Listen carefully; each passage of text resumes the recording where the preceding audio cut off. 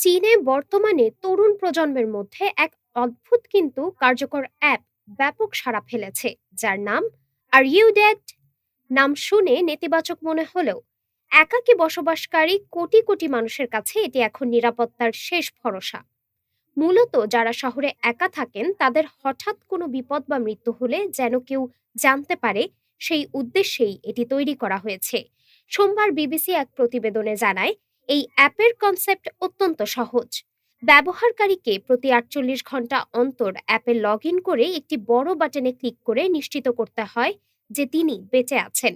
যদি নির্দিষ্ট সময়ের মধ্যে ক্লিক না করা হয়, তবে অ্যাপটি স্বয়ংক্রিয়ভাবে আগে থেকে সেট করা জরুরি কন্ট্যাক্ট নাম্বারে মেসেজ পাঠিয়ে জানাবে যে ওই ব্যক্তি বিপদে পড়ে থাকতে পারেন।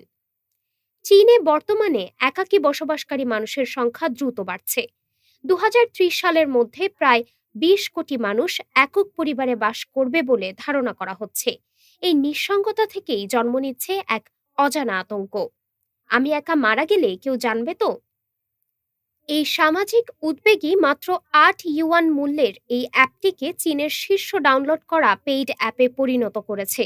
যদিও এর নাম নিয়ে বিতর্ক রয়েছে, তবুও নিঃসঙ্গ জীবনের এক ডিজিটাল সমাধান হিসেবে এটি এখন তরুণদের পকেটে পকেটে।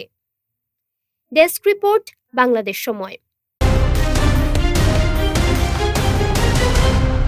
বাংলাদেশ সময়, সবার আগে দেশ।